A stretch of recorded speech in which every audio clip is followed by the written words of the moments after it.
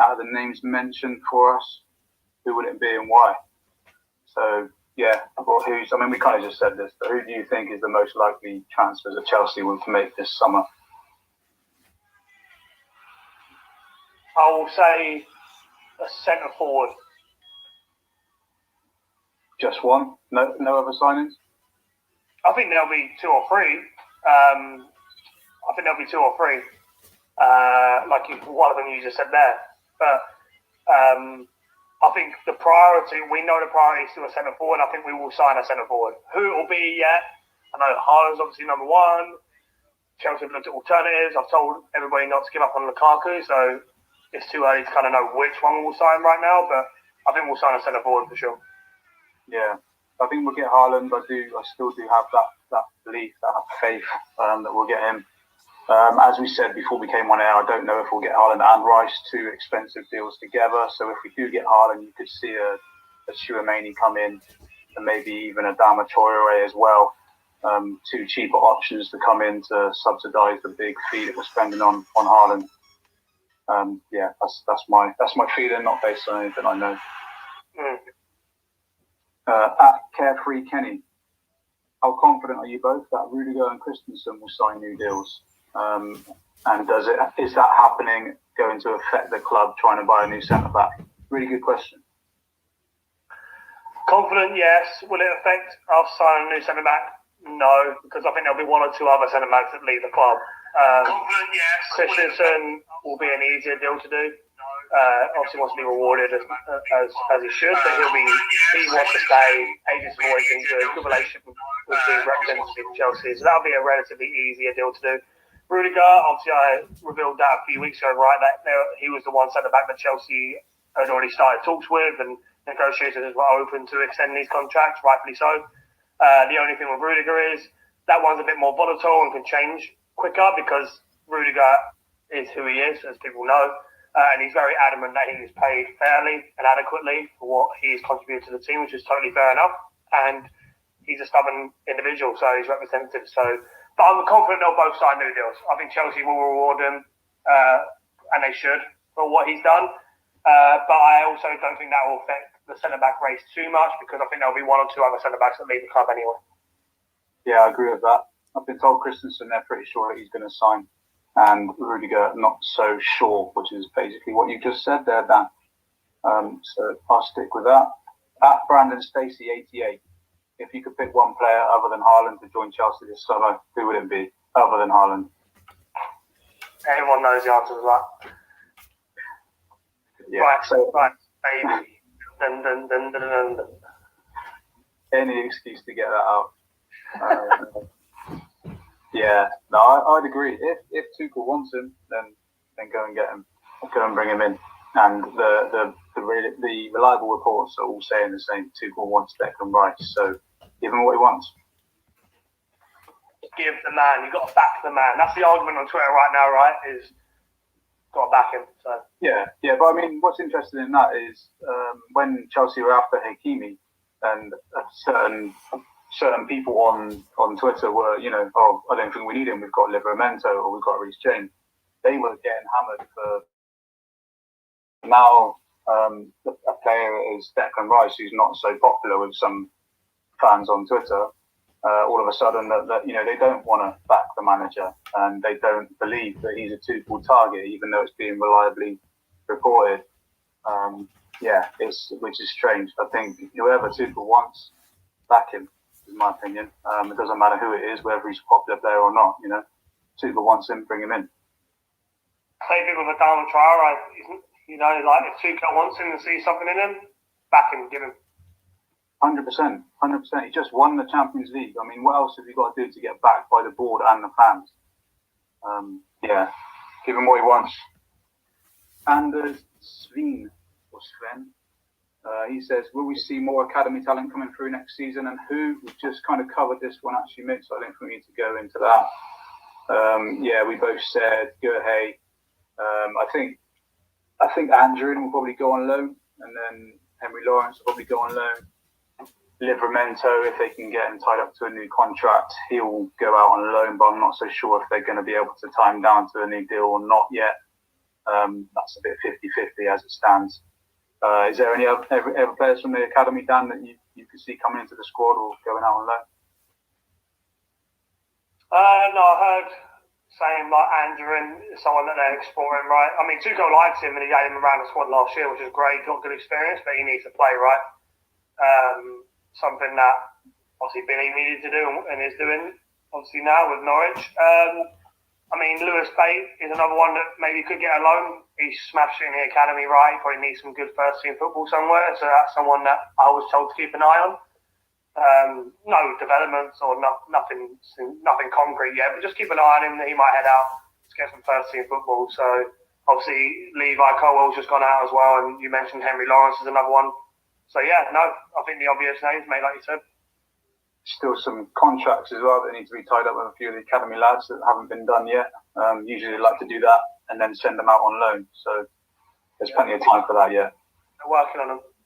Yeah. Next we have at German Skimisho. Will Chelsea sign a striker before the start of the new season, Dan? Yes. Yes, I agree. This question is now void because he's just been announced that he will be going to PSG. Do you think there's a chance of Ramos coming to Chelsea, Dan? What did I say about a month ago or 2 months ago where Ramos is going? Oh, well, we'll have to find that. Go, everybody, go back in the archives, go back to Twitter, go back to these pods. I said PSG from day one. Done. Yeah. Well, apparently he's turned down offers from English clubs. Chelsea were reliably reported to be one of the teams at least interested in thinking about making an offer. I think he was always going to go to PSG, right? I was just told very, very early doors that he won't come to England. So I knew it wasn't to England, and then I saw Fabrizio Romano, I think it was, said that he was not going to Sevilla. I thought it was pretty obvious where he was going at that point. Yeah, fair enough.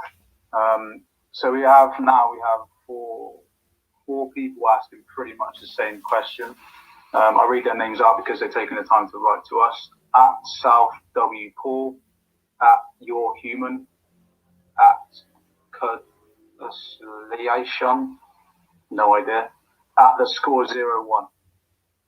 They're all basically asking about the tweet from Jan Arga Fjortov earlier, the guy who's close to Erling Haaland's dad, who said that liaison, no idea, at the Score 01.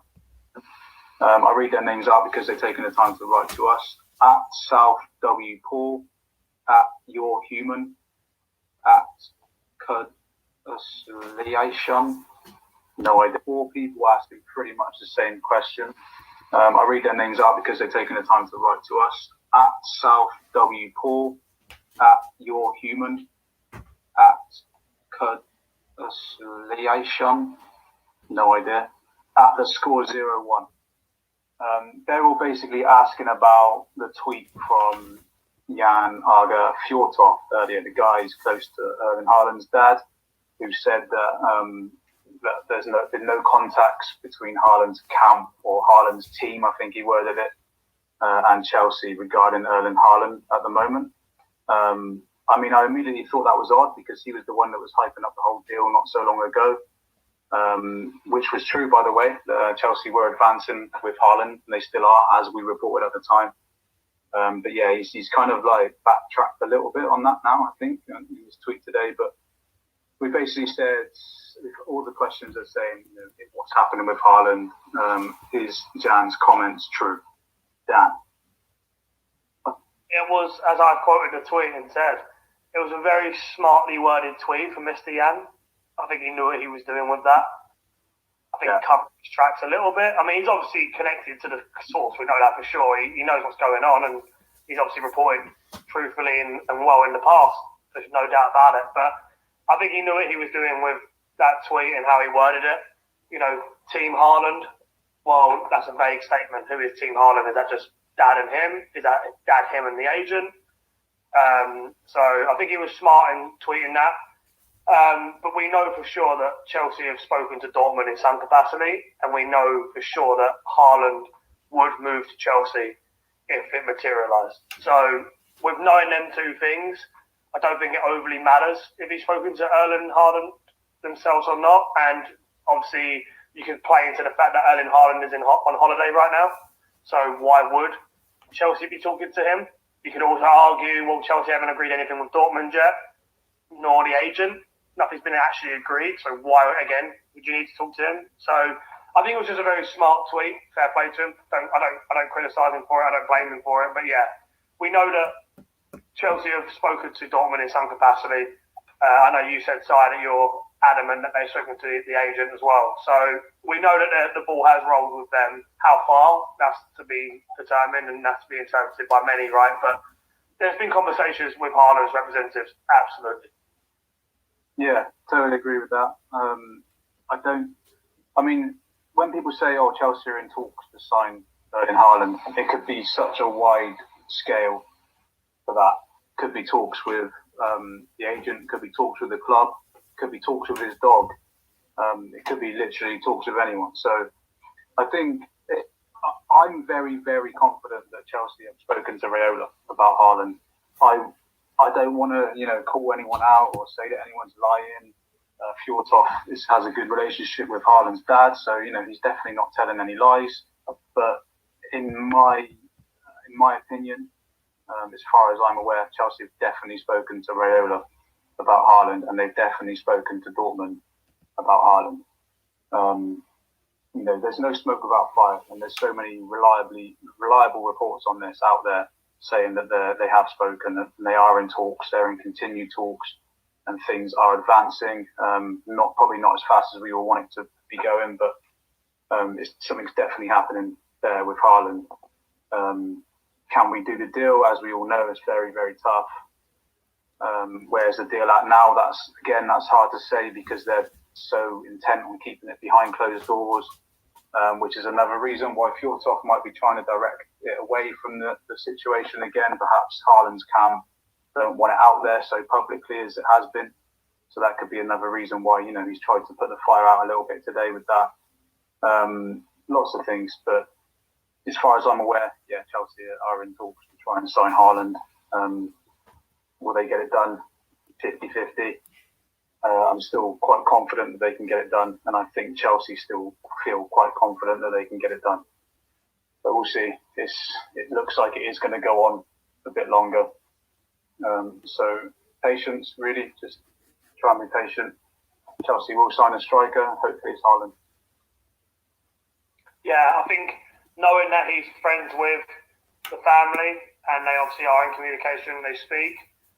There's favours to be done. There's, hey, can you put this out there? Like, there's definitely that to think about. I know people don't think about this stuff and they don't believe it happens, but it does. There's a lot of politics with these deals. There's a lot of things that change, and people, put things out deliberately, and they put them out at deliberate times to manipulate things. So I think we've got to be very conscious of that as well.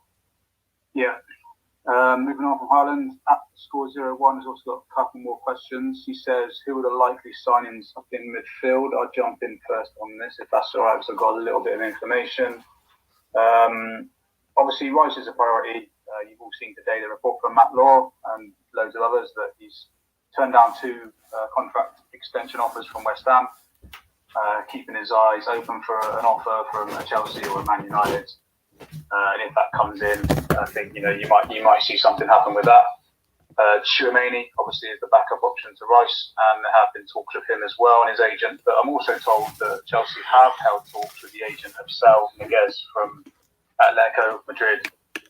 He's been reliably linked to us as well from a number of people, including Fabrizio Ravanelli, Fabrizio Romano. Good player. Yeah, he was a hell of a player. So Romano has confirmed that we've had interest in him. I asked my source on that, and he said that they've gone as far as speaking to his agent, and he is expected to leave Atletico Madrid this summer. So that's another one to keep an eye on. Dan? Do wonder if that's linked with the resurgence of, well, not the resurgence, but the increased ability and dependability of Llorente, who's been fantastic, right? So I do wonder. Sal's a great player. Has been interested in from English clubs for a long time now. Man United, notably. So whilst I don't see Chelsea getting him, I can